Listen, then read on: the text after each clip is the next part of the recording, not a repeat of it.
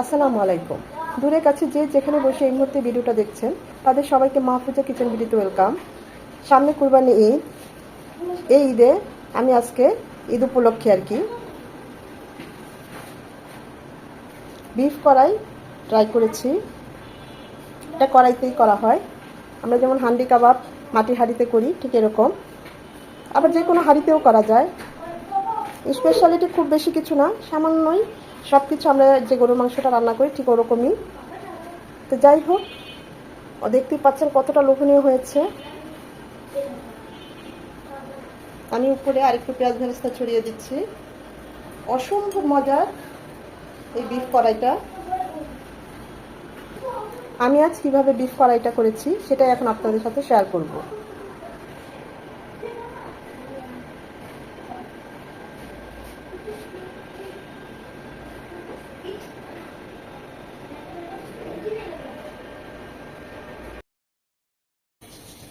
কড়াই গরুর মাংস রান্না করব। এটা আপনারা মাটির হাঁড়িতেও রান্না করতে পারেন, তাহলে ও এক ধরনের যে টেস্ট পাওয়া যায় ঠিক কড়াই আজকে যেভাবে আমি এই মাংসটা রান্না করব সেটা একই টেস্ট পাবেন। হান্ডি বিফ যেটাকে বলা হয় বা কড়াই বিফ সেম, খালি পাত্রটা আলাদা। তো এখানে আমি গরুর মাংস নিয়েছি 3 কেজি। এখানে চর্বির পরিমাণটা একটু বেশি আছে। হাড় মাংস সব ধরনের মাংসই নিয়েছি।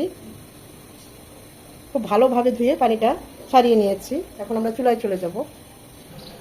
কড়াইয়ে দিয়ে দিচ্ছি সয়াবিন তেল 3 চামচের মতো। তেলের সাথে আমি আরও 1 টেবিল চামচ ঘি দিলাম। আপনার চাইলে পুরোটা ঘি দিয়েও করতে পারেন, আবার শুধু সয়াবিন তেল দিয়েও করতে পারেন। দিয়ে দিচ্ছি 3টা তেজপাতা, 5টা সাদা এলাচ, 2টো বড় কালো এলাচ, অবশ্যই থেতো করে দিবেন, এতে করে সুঘ্রাণটা বের হয়ে আসবে। 6-7টা লবঙ্গ, 10-12টা গোলমরিচ আর 4-5 টুকরা দারচিনি। গোটা মশলাগুলো 1 মিনিট হবে, এর থেকে খুব সুন্দর একটা অ্যারোমা চলে আসবে। গোটা মশলাগুলো 1 মিনিট হওয়ার পর 1/2 কাপ পেঁয়াজ বাটা, এটাকে 1 মিনিট ভেজে নেব, যেন এর যে ঝাঁঝালো গন্ধটা সেটা চলে যায়, পেঁয়াজের এক্সট্রা যে পানিটা সেটাও চলে যায়। পেঁয়াজটা 1 মিনিট ভেজে নেওয়ার পর দিয়ে দেবো 2 টেবিল চামচ আদা রসুনের পেস্ট। আমার মাংস এখানে 3 কেজি, একটু বেশি হবে। 3 কেজি ধরে আমি ওই অনুযায়ী মশলা দিচ্ছি, আপনাদের মাংস পরিমাণ অনুযায়ী মশলা বাড়িয়ে কমে নেবেন। আদা রসুনটাকেও 1 মিনিট ভেজে নেব, যেন ঝাঁঝালো গন্ধটা চলে যায়। আদা রসুনটাকে 1 মিনিট ভেজে নেওয়ার পর আমরা আমাদের গরুর মাংসটা এর মধ্যে দিয়ে দেব। মাংসটাকেও 7 থেকে 8 মিনিট এই তেলের মধ্যে একটু ভেজে নেব, এর কালারটা চেঞ্জ হবে।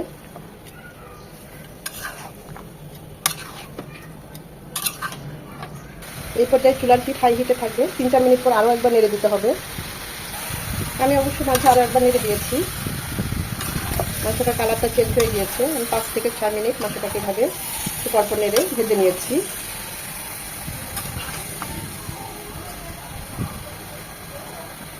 দিয়ে দিব 2 চামচ লবণ, লাগলে পরে আবার দেওয়া যাবে। এই পর্যায়ে লবণটা দেওয়ার অর্থ হচ্ছে মাংসের ভিতরে লবণটা ঢুকবে।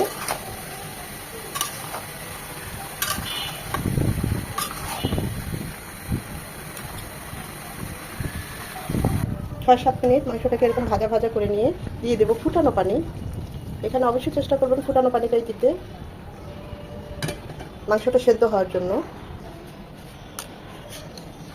এই পানিতে মাংসটা সেদ্ধ হবে। আপনারা চাইলে এই পর্যায়টা মানে এরকম কষিয়ে মাংসটা একটু ভেজে প্রেশার কুকারে দিয়ে দিতে পারেন, আর একটু দ্রুত হবে মাংসটা। আমি কড়াইতেই দিলাম। 25 থেকে 30 মিনিট এটা কুক হবে, মাংসটা একদম সেদ্ধ হবে। 30 মিনিট পর ফিরে আসছি।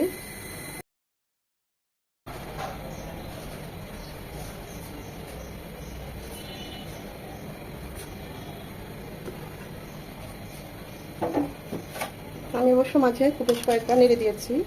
মাংসটা 80% কুক হয়ে গিয়েছে। মাংস থেকে বেশ খানিকটা পানি ছেড়েছে। আমরা এখানে আর কোনো পানি দেব না।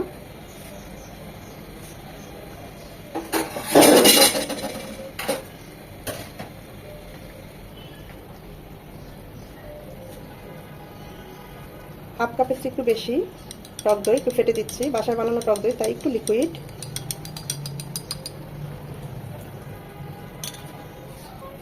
টক দই যখনই দিবেন চুলার আঁচ একদম লো হিটে রাখবেন, আর অবশ্যই এরকম একটু ফেটে দিবেন।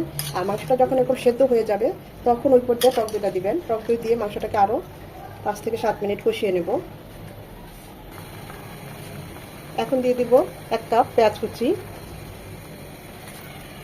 ঝালটা যে যেমন পছন্দ করেন ওই অনুযায়ী দিবেন। আমি 1 টেবিল চামচ শুকনো মরিচ গুঁড়ো দিলাম, 1 চামচ হলুদ গুঁড়ো, 1 চামচ গরম মশলা গুঁড়ো, 1 টেবিল চামচ ভাজা জিরে গুঁড়ো, 1 চামচ কালো গোলমরিচের গুঁড়ো, 1 চামচ জয়ফল জয়ত্রী গুঁড়ো।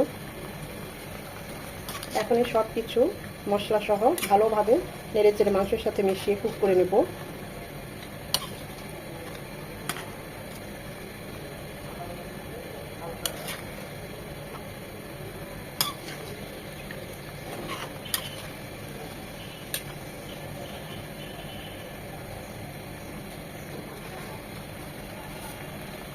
এটা আরও 10 থেকে 12 মিনিট কুক হবে।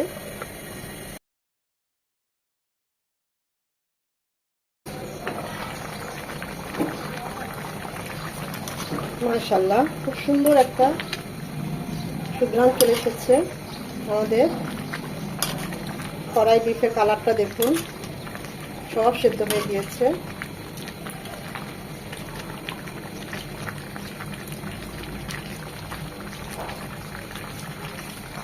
পাঁচ ছয়টা আস্ত কাঁচামরিচ, মাথাটা অবশ্যই ভেঙে দেবেন, এতে করে সুঘ্রাণ চলে আসবে, কিন্তু ঝাল হবে না।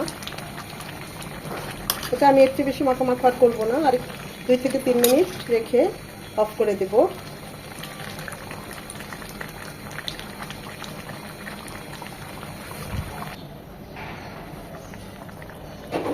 এখন যেটা দেওয়ার দরকার কাসুরি মেথি, কিন্তু বাচ্চারা একদম কাসুরি মেথি পছন্দ করে না, তাই কাসুরি মেথিটা দিতে পারলাম না। তো আমি এখানে উপরে আরও 1 চামচের মতো ঘি ছড়িয়ে দিলাম। আপনারা যারা কাসুরি মেথি পছন্দ করেন এই পর্যায়ে 1 চামচ কাসুরি মেথি হাত দিয়ে ডলে এভাবে উপরে ছড়িয়ে দিবেন। আমাদের কড়াই বিফ কারি একদম রেডি। অসম্ভব লেভেলের মজা হয়েছে, মাংসগুলো সব সেদ্ধ হয়ে গিয়েছে। একদম সিম্পল, আমরা গরুর মাংস যেভাবে সবসময় রান্না করি ঠিক ওভাবেই, এক্সট্রা তেমন কিছুই না। আমি তো এই মাখোটাই রাখলাম, এখন চুলাটা অফ করে দেব। সামনে কুরবানি ঈদ, চাইলে ঈদের দিন সকালে এরকম একটা কড়াই বিফ রান্না করে ফেলতে পারেন, অসম্ভব ভালো হয়। একদম সিম্পল কিন্তু খেতে অসাধারণ। দেখতেই পাচ্ছেন কতটা লোভনীয় হয়েছে।